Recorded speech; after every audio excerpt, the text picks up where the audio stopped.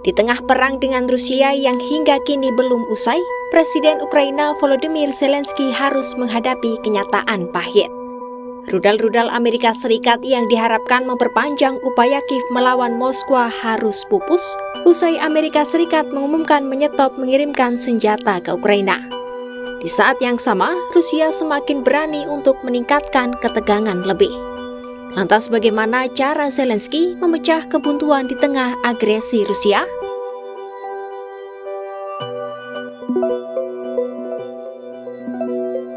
Perusahaan teknologi AS Swissbit sepertinya membawa angin segar bagi Zelensky dan negaranya yang tengah terjepit. Kamis 3 Juli 2025, Zelensky mengumumkan Ukraina menandatangani kesepakatan besar dengan perusahaan tersebut untuk memproduksi ratusan ribu drone militer dalam negeri. Kesepakatan itu diumumkannya saat ia melakukan kunjungan ke Denmark. Perjanjian kemitraan strategis jangka panjang itu ditandatangani oleh Menteri Pertahanan Ukraina Rustem Umerov dan CEO Swissbit Erik Schmidt di Denmark pada hari yang sama. Berdasarkan kesepakatan tersebut, Swissbit akan memproduksi berbagai jenis kendaraan udara nirawak untuk Ukraina, termasuk yang dirancang untuk mencegat pesawat nirawak dan rudal Rusia untuk pengintaian, menyerang, dan yang lainnya. Zelensky sendiri mengatakan, pembuatan pesawat nirawak pencegat menjadi prioritas utama karena sudah terbukti efektif di medan perang. Dalam pernyataannya, Zelensky juga menyebut bahwa perusahaan asal Amerika Serikat itu akan meningkatkan kapasitas produksinya secara besar-besaran guna memenuhi pasokan drone Ukraina. Dan tidak berhenti di situ, Zelensky mengatakan bahwa 2026, Swissbit akan menaikkan skala produksi lebih jauh lagi. Swissbit memiliki kehadiran yang signifikan di Ukraina. Perusahaan ini sendiri dikenal sebagai perusahaan pengembang drone bertenaga AI otonom.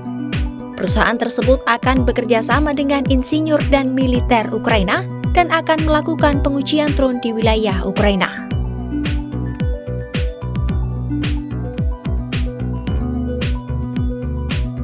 Pengumuman Zelensky itu muncul setelah Departemen Pertahanan AS atau DoD menghentikan pengiriman sejumlah rudal pertahanan udara ke Ukraina, termasuk rudal Patriot dan amunisi presisi yang sebelumnya telah dijanjikan ke Ukraina.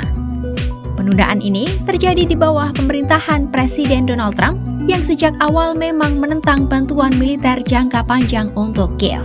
Trump menyebut Ukraina harus menyelesaikan konflik secara diplomatik, bukan lewat pengiriman senjata tanpa batas. Namun bagi Ukraina, keputusan ini melemahkan lini pertahanan utama Ukraina. Saat ini tentara Rusia sudah menguasai seluruh wilayah Luhansk di Ukraina Timur. Padahal, besaran wilayah Luhansk mencapai 20% luas Ukraina. Rusia juga mendominasi wilayah Donetsk. Di lain sisi, pasukan Rusia juga disebut telah merangsek masuk ke wilayah Dnipropetrovsk.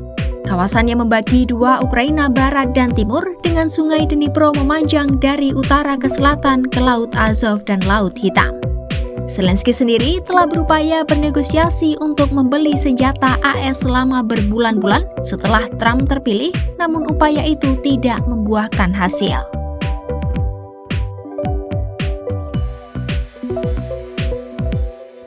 Di saat Ukraina mencari cara untuk bertahan, Presiden Rusia Vladimir Putin justru mengirim pesan tegas Rusia tidak akan mundur.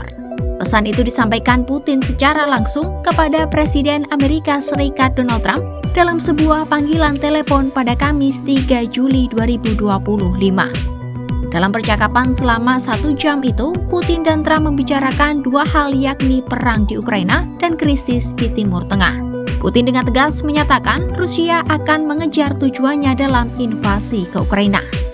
Percakapan itu dibeberkan ajudan Kremlin Yuri Usakov. Trump yang sempat mencoba mendorong gencatan senjata pun saat ditanya wartawan ia mengaku tidak berhasil membuat kemajuan apapun. Trump lantas menyatakan kekecewaannya secara terbuka.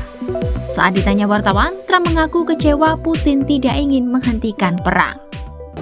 Yeah, I'm very disappointed with the conversation I had today with President Putin because I don't think he's there. And I'm very disappointed. Well, it's not, I'm just saying, I don't think he's looking to stop. and that's too bad. Di lapangan, intensitas serangan Rusia terus meningkat. Sejak Kamis 3 Juli 2025 malam, serangan rudal dan drone Rusia menghujani ibu kota Ukraina, Kiev. Dilaporkan, sejumlah wilayah di jantung kota Ukraina mengalami kebakaran hebat akibat serangan besar-besaran yang dilancarkan Rusia. Asap pekat mengepul ke udara dari bangunan-bangunan yang membara di lalap api. Ukraina pada Jumat 4 Juli 2025 mengatakan Rusia telah meluncurkan 550 drone dan rudal ke negaranya sejak malam hari. Unit pertahanan udara Ukraina menyebut 268 drone dan 2 rudal Rusia berhasil ditembak jatuh. Sementara itu, Wali Kota Kiev Vitali Klitschko melaporkan serangan Rusia mengakibatkan 14 orang mengalami luka-luka dan telah dilarikan ke rumah sakit. Di saat bantuan militer dari barat mulai tersendat, kesepakatan Ukraina dengan Swibit membawa harapan baru bagi Kiev di tengah gelapnya perang yang belum berujung. Kesepakatan ini paling tidak menjadi senjata baru Zelensky dalam melawan agresi Rusia yang terus meningkat. Ditambah lagi, Putin menyatakan tidak akan mundur dari perang. Namun di balik itu, korban terus berjatuhan dan mempertegas bahwa perdamaian masih jauh dari jangkauan. Lantas sampai kapan perang Rusia-Ukraina akan terus berkobar?